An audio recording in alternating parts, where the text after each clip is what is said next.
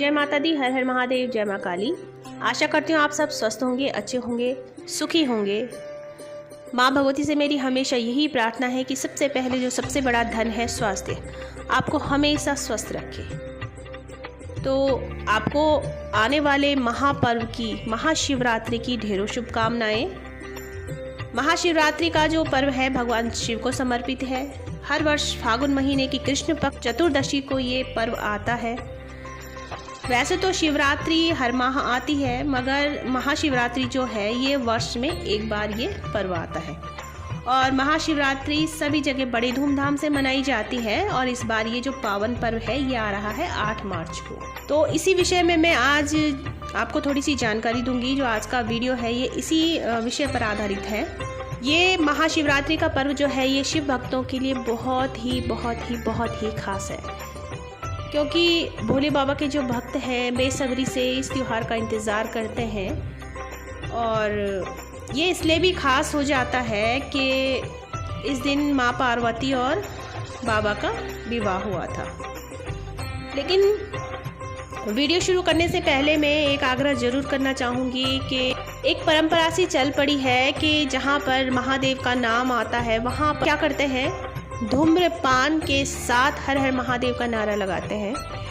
यानी दर्शाने का प्रयास किया जाता है कि जो महादेव के भक्त हैं वो इस प्रकार के होते हैं। लेकिन नहीं, ये बहुत गलत है। ये कुछ ऐसे लोग इन चीज़ों का प्रयोग करते हैं जो कि अपने अवगुण को छिपाना चाहते हैं और इस चीज़ के साथ वो भक्ति का नाम जोड़ देते हैं, महादेव का नाम जोड़ देते हैं, फिर धुआं उड़ाते हैं, हर हर महादेव कहते हैं। वो लोग महादेव के भक्त बिल्कुल भी नहीं है। मेरी नज़र में महादेव को केवल एक टारगेट बनाया जाता है अपने अवगुणों को छिपाने के लिए, जो कि बहुत गलत है। कई जगह देखने को मिलता है जय महाकाल महाकाल करते हुए बच्चे धुआं उड़ा रहे हैं, नशे में धुत हैं। क्या महादेव ऐसे हैं? आप खुद सोचिए, क्या महादेव ऐसे हैं? महादेव बनने के लिए महादेव ने क्या किया ये आप लोगों ने भी सुना ही होगा। महादेव ने क्या क्या चीज़ें ग्रहण की ये आप लोगों ने सुना। महादेव ना होते तो सृष्टि भी ना होती। महादेव ही ये पूरी सृष्टि है। और आजकल का जो यूथ है महादेव का नारा लगा करके, गलत चीज़ों का प्रयोग करके फिर अपने को एक महादेव का भक्त कहते हैं। ये बहुत ही गलत है। यदि आप ये कहते हैं कि हम बाबा के भक्त हैं इसलिए हम इन चीज़ों का सेवन करते हैं, तो महादेव ने जहर भी पिया था, तो आप जहर का सेवन करके भी दिखा देंगे। अगर आपको ये लगता है कि आप इन चीज़ों का सेवन कर रहे हैं तो आप महादेव के भक्त हैं। आप महादेव के भक्त नहीं हैं, आप महादेव को बदनाम करते हैं। तो ये चीज़ बहुत ही गलत है। और आजकल अगर मतलब एक उस उम्र में ये चीज़ शुरू हो जाती है कि जहाँ से अगर सही शिक्षा उन बच्चों को मिले तो आगे वो देश का भविष्य है, लेकिन भविष्य बहुत ही गलत रास्ते पर चल पड़ता है। तो महादेव के भक्त बनना है तो बुराइयों को ख़त्म करना प्रारंभ करें। महादेव ने उन चीज़ों को ग्रहण किया है जिन चीज़ों को धुतकारा गया है, यानी जिन जिन चीज़ों को मानव जाति ने या देवों ने अपने लायक नहीं समझा, जिन जिन चीज़ों से महादेव के भक्तों को हानि थी, महादेव ने उन चीज़ों को अपने अंदर ग्रहण किया। तो महादेव के भक्त बनिए, लेकिन महादेव का नाम गलत तरीके से यूज़ मत करिए।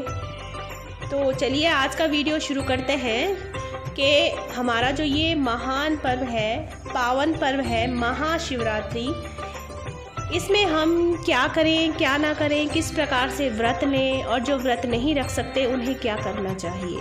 इस दिन जो है वो कुछ लोग व्रत लेकर के महादेव को प्रसन्न करना चाहते हैं, कुछ लोग व्रत नहीं रख सकते हैं वो भी महादेव को प्रसन्न करना चाहते हैं। तो आपको क्या करना चाहिए, दोनों के लिए मैं बता रही हूँ कि सुबह प्रातः उठिए, सूर्योदय से पहले उठ जाइए और उठने के बाद सबसे पहले आप स्नान वगैरह कर लीजिए। उससे पहले आप कुछ भी ग्रहण न करें। स्नान वगैरह करने के बाद महादेव का आप जो भी मानसिक आपको पूजा आती है, साधारण जैसी भी आपको पूजा आती है, आप महादेव की पूजा घर में कर लीजिए। ठीक है। उसके बाद आप जो लोग व्रती हैं वो दिन भर, क्योंकि महादेव की जो महाशिवरात्रि की जो पूजा होती है वो रात को की जाती है, क्योंकि शिवरात्रि ही इसलिए है कि शिव की रात्रि, तो शिवरात्रि की पूजा अक्सर रात को ही की जाती है। तो जो लोग शिवरात्रि के दिन व्रत रखते हैं उनके लिए है कि दिन भर वो महादेव का नाम किसी न किसी तरीके से लेते रहे, स्मरण करते रहे। कुछ नहीं है तो पंचाक्षरी मंत्र का उच्चारण मन में कर सकते हैं, मानसिक रूप से आप जाप कर सकते हैं। दिन भर आप महादेव के भजन सुनिए, महादेव का नाम किसी न किसी रूप में आप अपने अंदर इसको चलाते रहें, ठीक है।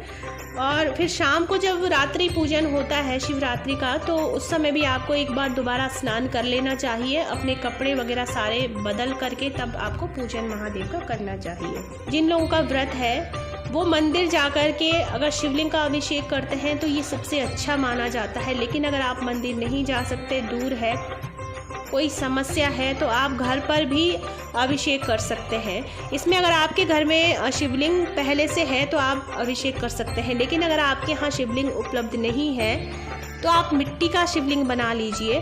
और मैंने पिछली वीडियोस में भी आपको बताया है, मैंने कुछ समय पहले भी शिवरात्रि के बारे में कुछ वीडियो डाली थी, आप उसे जा कर के भी चेक कर सकते हैं, उस पर भी मैंने कुछ चीज़ें बताई हैं। एक बार मैं फिर से बता दूं कि शिवलिंग आपने किस प्रकार से बनाना है। यदि आप घर में ही शिवलिंग का अभिषेक कर रहे हैं तो आप गमले में ही मिट्टी से शिवलिंग बना लीजिए, ताकि जो शिवलिंग में आप जल अभिषेक करें तो वो शिवलिंग जो है वहीं का वहीं उसी मिट्टी में वो समा जाए बाद में, ठीक है। तो आप इस प्रकार से भी कर सकते हैं। और फिर आप जो शिवलिंग में जैसे अभिषेक करेंगे तो आप जल का कर सकते हैं, दूध दही अर्पण कर सकते हैं, गन्ने का रस आप चढ़ा सकते हैं, फलों का रस आप चढ़ा सकते हैं, मीठा जल आप चढ़ा सकते हैं। इसमें बहुत सारी चीज़ें हैं, तो धीरे धीरे मैं आप लोगों को बताती रहूँगी कि शिवरात्रि तक आपके लिए इस पर एक से एक वीडियो मैं डालती रहूँगी कि कौन से चीज़ के अभिषेक से आपको कौन सा फल प्राप्त होगा, ये भी चीज़ें आप लोगों के साथ शेयर करूँगी। तो इस वीडियो में मैं आपको कुछ मेन बातें बता रही हूँ, जैसे कि भगवान को आप प्रसाद में दूध दही धतूरा शहद घी चीनी ये चीज़ें आप भोग में चढ़ा सकते हैं। और यदि आप इस व्रत का पूर्ण फल प्राप्त करना चाहते हैं तो आपको व्रत का पारण शिवरात्रि के दिन नहीं करना चाहिए, बल्कि शिवरात्रि के अगले दिन करना चाहिए, यानी जब सूर्योदय हो जाए लेकिन चतुर्दशी तिथि समाप्त न हुई हो, इस अंतराल में आपने इस व्रत का पारण करना है। इससे आपको इस व्रत का पूर्ण फल प्राप्त होता है।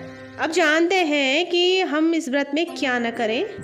तो शिवरात्रि के व्रत में जो है वो तामसिक भोजन कभी ग्रहण नहीं करना चाहिए, यानी आपने व्रत का पारण कर लिया है उसके बाद आपने शुद्ध सात्विक भोजन ही ग्रहण करना है। और इस व्रत में चावल नहीं खाए जाते हैं, यानी आपने व्रत पारण करने के बाद चावल नहीं खाने हैं। जिन लोगों ने व्रत नहीं किया है वह लोग भी बिल्कुल सात्विक रहें, तामसिक भोजन ग्रहण न करें। शिव जी को नारियल नहीं चढ़ाया जाता है। और व्रत के दिन में सोना नहीं है, सोने से व्रत खंडित हो जाता है। और अगर आप में सामर्थ्य है आप कर सकते हैं तो सबसे अच्छा होता है कि रात्रि जागरण आप शिवरात्रि की रात्रि में रात्रि जागरण आप करें, बाबा को अपनी रात दे दें।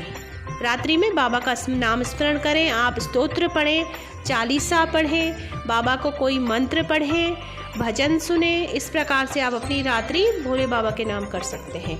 तो ये कुछ बातें हैं, तो आप इस प्रकार से भोले बाबा को मना सकते हैं, शिवरात्रि का पर्व मना सकते हैं। तो चैनल के साथ बने रहिएगा और वीडियो को शेयर ज़रूर कीजिएगा। नए हैं तो चैनल को सब्सक्राइब जरूर कीजिएगा, और अगर जानकारी अच्छी लगती है तो लाइक भी कर दीजिएगा। जय माता दी, हर हर महादेव, जय माँ काली।